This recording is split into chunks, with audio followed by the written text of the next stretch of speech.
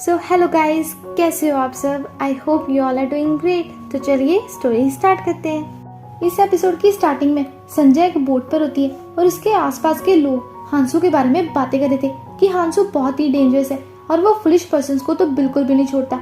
एक औरत कहती है कि मैंने हांसू के कुक से सुना है कि हांसू एक शर्ट को दोबारा नहीं पहनता और उस शर्ट को फेंक देता है और शायद हांसू अब से यही रहेगा। संजय इन लोगों की सारी बातें सुन रही थी और उसके दिमाग में हांसू की एक बुरी इमेज बन रही थी। नेक्स्ट सीन में हांसू एक फिश सेलर पर बहुत ही गुस्सा कर रहा था और वो उस पर काफी चिल्लाता है। संजय हांसू को ये सब करती देख लेती है और उसे लोगों की बातों पर यकीन होने लगता है। 1989 टोक्यो, सोलोमन एक वेडिंग अटेंड कर रहा है जहाँ पर नायोमी और टॉम भी उसके साथ ही बैठे हैं। नायोमी और सोलोमन आपस में बातें करते हैं कि कैसे फॉरेनर्स उन्हें हमेशा ही चाइनीज और जापानीज ही समझते हैं। इसी बीच वहाँ मिस्टर कात्सु आ जाते हैं जिनकी कंपनी कोल्टन के साथ शायद पार्टनरशिप करने वाली है। आज मिस्टर कात्सु की बेटी की ही शादी है। टॉम सोलोमन को इंट्रोड्यूस करता है। मिस्टर कात्सु सोलोमन से उसका ब्लड टाइप पूछते हैं। सोलोमन कहते हैं कि वो पॉजिटिव। मिस्टर कात्सु इस पर कहते हैं कि अच्छा, मतलब एक ऑप्टिमिस्ट। और ये ऑकवर्ड मोमेंट यहीं पर खत्म हो जाती है जब मिस्टर कात्सु वहाँ से चले जाते हैं। सोलोमन समझ गया था कि मिस्टर कात्सु को सोलोमन पर विश्वास नहीं है क्योंकि वो एक कोरियन है और मिस्टर कात्सु एक जापानीज। वही पुराने जमाने वाली बातें। ओसाका में संजय अपनी सिस्टर इन लॉ के लिए खाना लाती है जो शायद काफी टाइम से बीमार है। इनका नाम क्योंगी है। क्योंगी खाना खाने से मना कर देती है। संजय से समझाती है कि अगर तुम खाना नहीं खाओगी तो मेडिसिन कैसे लोगी, पर क्योंगी फिर भी नहीं मानती क्योंकि वो खुद पर गिव अप कर चुकी है। क्योंगी कहती है कि अब मुझे फिर से अपने सपनों में वो सारे चेहरे दिखते हैं जिन्हें हमने भुलाने की कोशिश की थी। पर संजय, तो मुझे सच बताओ कि क्या तुमने कभी भी उस आदमी के बारे में नहीं सोचा? क्या तुमने कभी नहीं सोचा कि तुम्हारी जिंदगी कैसी होती अगर तुमने अलग तरीके से चुना होता? बैक इन पास्ट हांसू देख लेता है कि फिशरमैन संजय को फिश सेल कर रहा है तो वो फिशरमैन पर दोबारा से चिल्लाने लगता है। पर संजय उसे बताती है कि इसमें फिशरमैन की कोई गलती नहीं है, मैंने उसे पैसों की जगह बस फ्रूट्स दिए हैं। हांसू संजय को जाने को बोल देता है तो संजय वहाँ से चली जाती है। तो अब संजय अपने घर वापस आ गई थी। यांगजिन के साथ दो और लड़कियां रहती है जिनका नाम है डोंगी और बोकी, ताकि यांगजिन की हेल्प हो जाए। यांगजिन संजय को अब से अकेले जाने को मना करती है पर संजय नहीं मानती। 1989 संजय अपनी सिस्टर इन लॉ को दवा खिलाने के लिए उसके खाने में ही मेडिसिन मिक्स कर देती है। टोक्यो ऑफिस में टॉम और नायोमी सोलोमन को कोरियन लैंड ओनर ग्युमजा के बारे में बता रहे थे जिसे सोलोमन को अपनी लैंड बेचने के लिए राजी करना है। ग्युमजा 1929 से जापान में ही रह रही है और उनका लॉन्ड्री बिजनेस है और उन्होंने ये लैंड सिर्फ 4000 येन में खरीदी थी। इसके बाद टॉम सोलोमन को अपनी जिंदगी के बारे में बताता है कि उसके 2 बच्चे और उसे दिन रात काम करना पड़ता था। तो उसकी वाइफ उससे कंप्लेन करने लगी कि तुम तो हमेशा बाहर ही रहते हो। और फिर टॉम की वाइफ ने उसे छोड़ दिया और उसकी कोई बात भी नहीं सुनी।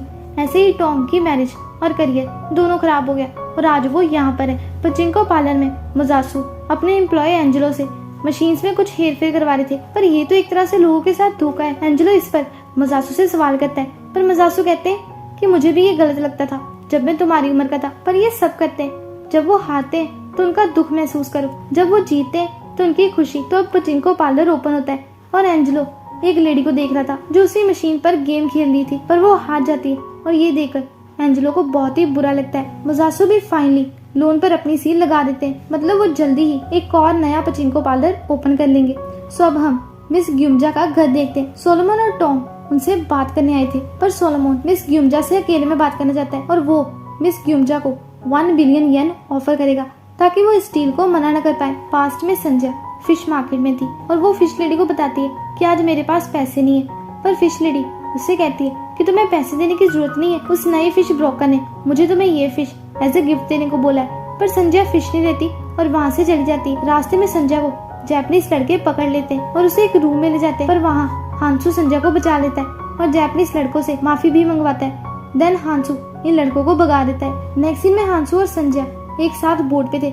संजय हांसू से पूछती है कि तुमने किडनैपर्स को जापानीज में क्या कहा। हांसू से बताता है कि मैंने उसे कहा कि मैं तुम लोगों को मारकर तुम्हारी बॉडीज डॉग्स को खिला दूंगा। देन हांसू हंसने लगता है क्योंकि वो बस संजय से मजाक कर रहा था। संजय हांसू से पूछती है कि तुम जापान कब गए थे। हांसू से बताता है कि मैं 14 साल पहले जापान गया था और मैंने अपनी लाइफ का ज्यादा टाइम वही स्पेंड किया है। हांसू से कहता है कि फिक्र मत करो, मैं तुम्हें हार्म नहीं करूंगा। संजय उससे पूछती है कि क्या तुम इस शर्ट को फेंक दोगे।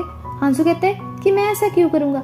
ये सुनकर संजय हंसने लगती है। देन खुद उसकी शर्ट वॉश करने की बात करती है और फिर वहाँ से चली जाती है और हांसू बस उसे देखते ही जाता है और फिर वो भी वापस जाने लगता है। 1989 सोलोमन मिस क्यूमजा से मिलने आता है और उन्हें एक वाटरमेलन देता हुआ कहता है कि आपने ये जमीन 4000 येन में खरीदी थी, पर मैं आपको इसके बदले में 1 बिलियन येन ऑफर करता हूँ। मिस क्यूमजा के ना कहने पर सोलोमन कोरियन में बात करने लगता है, तो वो उससे पूछती है कि तुम्हें कोरियन लैंग्वेज किसने सिखाई। सोलोमन कहता है कि मेरी ग्रैंडमा ने, और फिर वो अपनी फैमिली की बातें करके मिस क्यूमजा को इम्प्रेस करने की कोशिश करता है, क्योंकि मिस क्यूमजा भी एक कोरियन है। मिस क्यूमजा उसे बताती है कि मैंने मेरे बच्चों को कोरियन सिखाने की कोशिश की थी, पर वो सीख नहीं पाए, और देन वो अंदर चली जाती है। बैक इन पास संजय हांसू की शर्ट वॉश करी थी और हांसू उससे उसके एजुकेशन के बारे में पूछता है। संजय उसे बताती है कि मेरे फादर तो मुझे पढ़ाना चाहते थे, पर मेरी माँ के अकॉर्डिंग स्टडी इम्पोर्टेंट नहीं है। हांसू कहता है कि अगर तुम पढ़ी लिखी होती तो इस जगह से निकल पाती और जापान जा सकती। इस बात पर संजय कहती है कि मैं क्यों अपनी बर्थ प्लेस छोड़कर जाऊँ,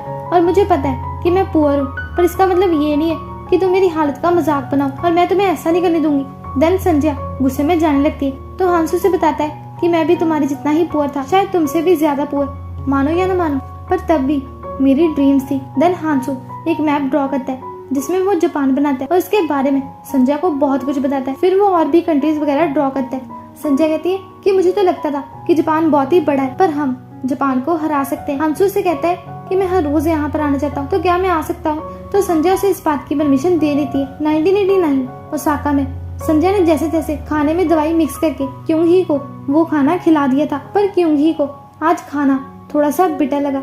पास्ट में संजय और हांसू दोबारा से मिलते हैं। तो संजय उससे पूछती है कि अगर अब जापान ही तुम्हारा घर है तो तुम यहाँ वापस क्यों आए। हांसू से बताता है कि जब मैं जापान गया था तो गरीब था, पर सक्सेसफुल होने के बाद मैं यहाँ वापस आना चाहता था। देन हांसू संजय के साथ कपड़े धोने लगता है और उससे अपनी स्टोरी बताता है कि जब मैं छोटा था तो हर रोज अपने कपड़े वॉश करता था, क्योंकि मेरे और मेरे फादर के पास बस एक ही सूट था, और ऐसे ही कपड़ों को जल्दी सुखाने के चक्कर में मैंने अपने फादर का सूट जला दिया था, और वो बहुत ही गुस्सा हुए थे। और हांसू के फादर अब इस दुनिया में नहीं है। 1989 एक डिटेक्टिव आकर मुजासु और एत्सुको को बताता है कि हाना नहीं चाहती कि कोई उसे ढूंढे। मुजासु एत्सुको को वहाँ से बाहर भेज देते हैं और शायद डिटेक्टिव से कोई बात भी करते हैं। नेक्स्ट सीन में मुजासु एत्सुको को कार में बताते हैं कि हाना को आखिरी बार 8 मंथ्स पहले टोक्यो में देखा गया था, और वो उस समय सोप लैंड में काम करी थी और उसके काफी क्लाइंट्स भी थे।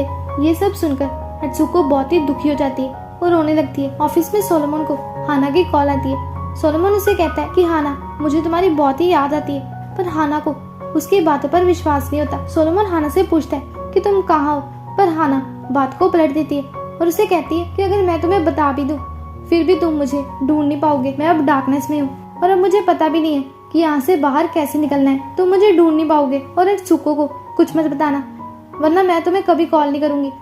सोलोमन कहता है कि मैं तुम्हें छोड़ना नहीं चाहता। हाना उसे बताती है कि तुम्हारे साथ एक लड़की भी है ना। सोलोमन उसे पूछता है कि तुम कहाँ हो, क्या तुम मुझे देख सकती हो। हाना कहती है कि नहीं, अभी नहीं, मुझे अभी बहुत ही नींद आ रही है। सोलोमन कहता है कि मुझे तुम्हें बहुत कुछ बताना है जो मैं किसी को नहीं बता सकता, पर हाना उसे बाय बोलकर कॉल कट कर देती है। पास्ट में हांसू और संजय वुड्स में अकेले थे और यहाँ पर इन दोनों में फिजिकल रिलेशन डेवलप होता है और ये एपिसोड यहीं पर खत्म हो जाता है। तो अगर आपको वीडियो थोड़ी सी भी अच्छी लगी तो वीडियो को लाइक कर देना, और वीडियो कैसी लगी ये मुझे कमेंट करके बताना, and do subscribe my channel. So मिलते हैं नेक्स्ट वीडियो में।